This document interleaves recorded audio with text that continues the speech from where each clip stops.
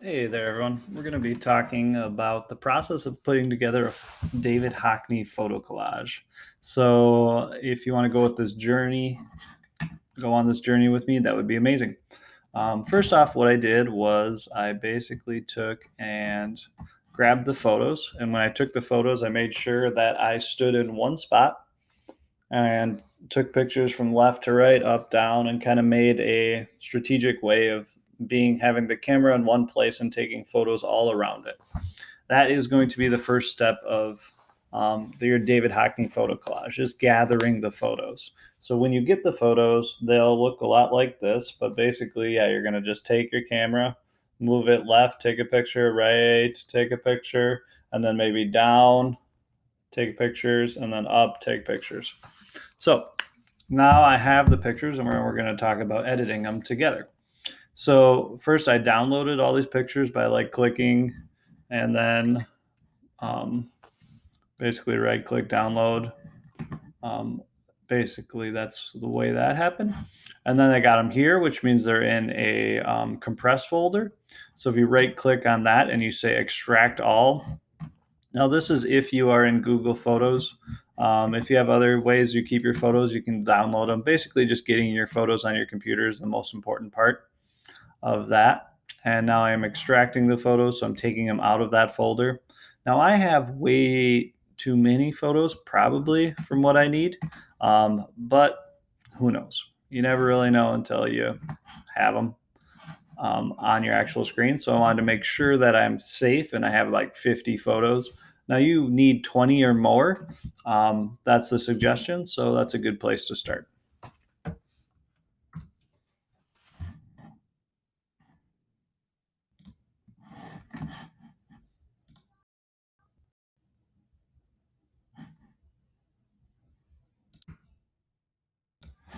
All right, now next up, we are in the photo editor, and what you're going to need to do is go to pixlr.com, and you're going to go to Advanced Pixlr E, or if this is kind of a bookmark thing, you can just grab that there.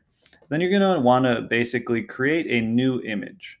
And what that looks like is if you go to Create New, and you're going to make a pretty large file size image, because what you want to do is make sure you have plenty of pixels from left to right when you're putting this together. Otherwise, it'll make it a little awkward with every photo you bring in.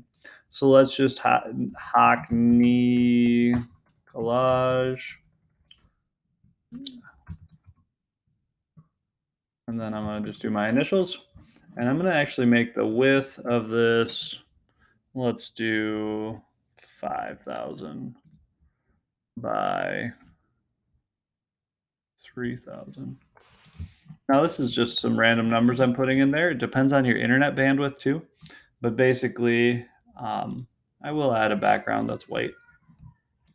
So here we are. We have basically Pixlr open with a white screen. And now we are going to take and bring the photos in. Now, you can do this one by one, which I think actually is helpful, because then at each photo you bring, you can save it. So then you don't have to worry about basically crashing out the window. And with this, as you're saving it, let's just open an image and then I'll quick show you that. So open image, and then you're going to go to wherever you have the photos saved. So we're going to go here, and then it's photos 3. And let's start with this first photo here. And I'm going to click open it, and resize image. The image you selected is very large. Resize it before you start editing it to save memory and minimize lag. And I honestly think that's fine. It's still going to be plenty of information.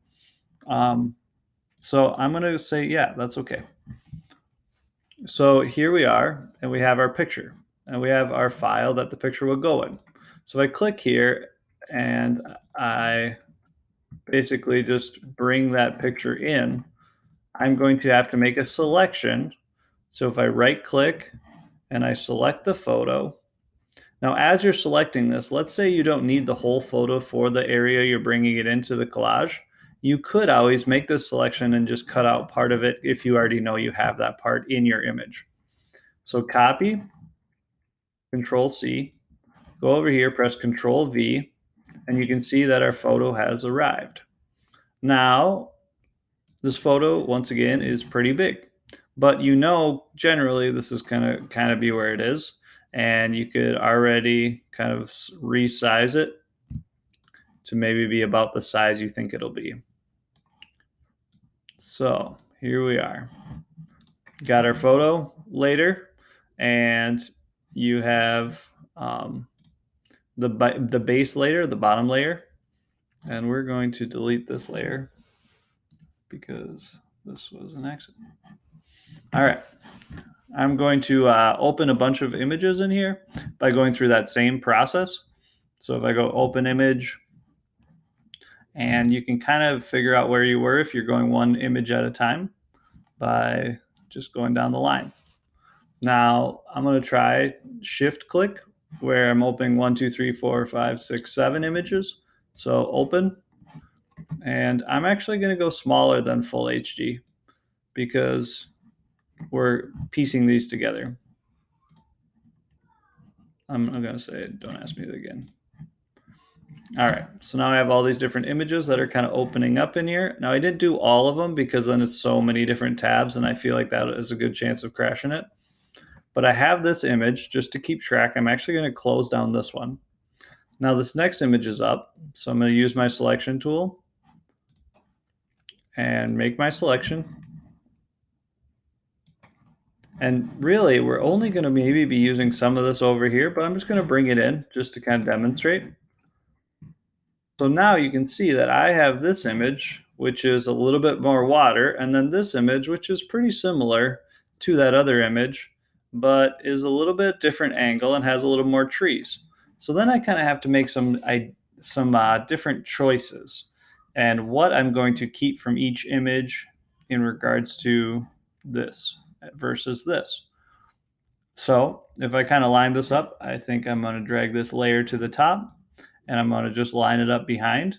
So I get an idea for sizing. Maybe you need to make this one a little bit smaller. And I can zoom in with the zoom bar over here to really line things up well. And pan over here. Okay, so that box is a good base right here.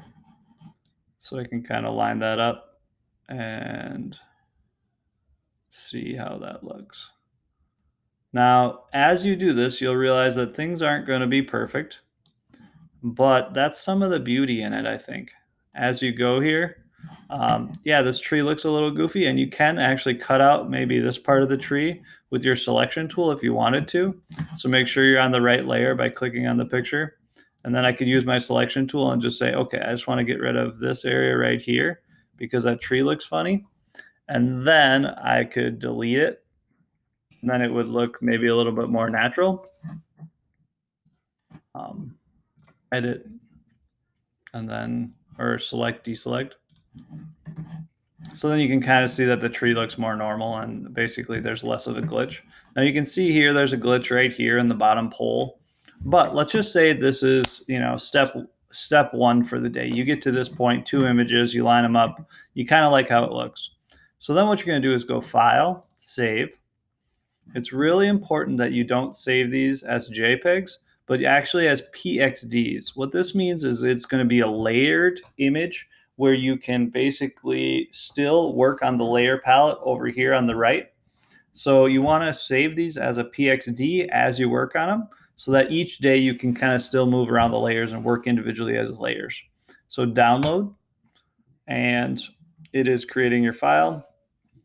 Because it's a large format, it takes a second, and then I would save this file that's right here down in your folder for this class. Now, I'm actually going to pause the video and open up a bunch of video or a bunch of different pictures so you kind of get a view of what this will look like.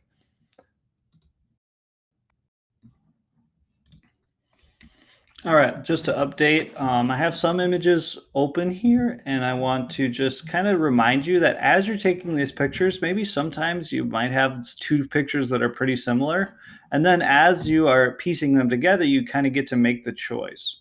So if you can see here, this picture is like you're standing a little bit further from the railing, and this picture is taking like you're almost behind the railing, which is kind of confusing. So I think because of the creative choice of it, I'm actually going to use this photo and tilt it a little rather than use the photo that I had there, just because I think it'll look a little bit more natural. Um, so I think we still got to make it a little bit smaller. But now I have these leading lines that I like. And I'm still using the building on the left here from that other photo. And I still even have this nice little corner here. So it doesn't mean you always have to have your photos straight. Sometimes I think you're going to have to tilt them a little bit just to get it to work, depending on the angle of things. Um, but this is kind of creative choices you have to work with and figure out as you're going. And it's pretty natural and normal for me to see tilted photos as I'm looking through these just because of the way this process works. So I'm going to pause it again and kind of make some more progress. But you can see here I have these pictures open. Um, this one's really not too much more information, but I would like to just drag it to the bottom just to see, this versus this. I can piece this in here and kind of skip this photo. So then is there any reason to maybe keep this just for the tree part up there or maybe the top of the building? That's why I like to open a lot of them and kind of see how it goes. Um, where this one now, as I select the layer, I can look through and kind of see what's highlighted. This is at the top. So then this one could actually be rotated and pieced in here. But this is the process I'm going through with each of these photos as I open it. How does this all work together?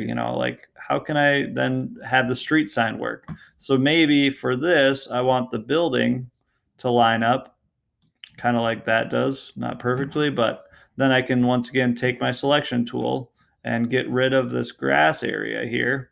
And maybe I'm just working with the building in that piece of the image. So then I have my selection from that image and I can delete it out and things like that. So I hope this is helpful just to see this process kind of happening. I'm going to pause for a second here again. All right. So as you can see here, I got from left to right kind of done. I did have to change the canvas size. So what I did there was just go to image canvas size and I made it a little bit bigger. And then I did actually have to go to crop and then expand the crop because it crops down to the normal canvas size. But basically I have from left to right here. I had to adjust the photos, kind of turn them a little bit. And now I'm just going to add to the top and then maybe a little bit to the bottom to kind of clean some of this up. All right, so now I kind of have the image where I want it to be. I'm going to just be doing a couple last things, which is going to be to crop it. I want to bring it in as tight as possible for this file size. And just so that I can kind of take one last look on my screen. So I got it cropped. There's some weird things going on because of the way the camera has a bend to it and the way you're like taking pictures. Where this area right here was actually pretty tricky to figure out how I wanted to do this.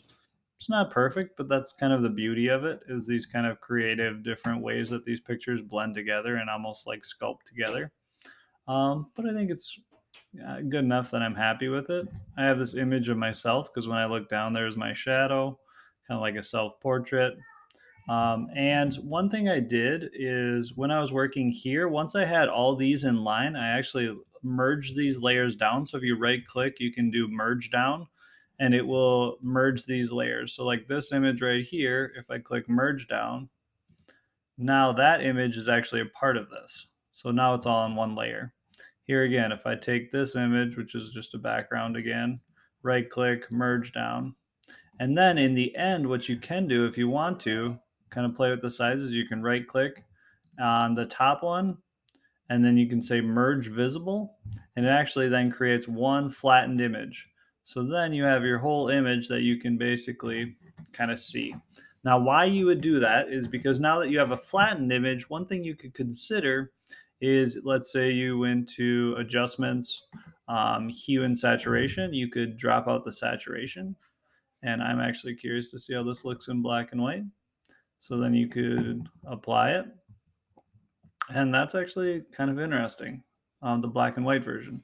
So these are all just different options. Now, when you're ready to turn it in, what you do is just you go to File, Save, and then now that you're done with it, you don't save it as a PXD, you save it as a JPEG or a PNG. I always just like PNGs, but make sure you title it, and then you can download it, and you will be done. Thank you so much for your work on this David Hockney photo collage. I hope it's a project that you are happy with the product for. Remember taking photos up, down, piece them together in the editor, and kind of get creative. Sometimes you have to make a selection and copy and paste it in different areas, especially if there's trees, and just enjoy the process. Thanks so much.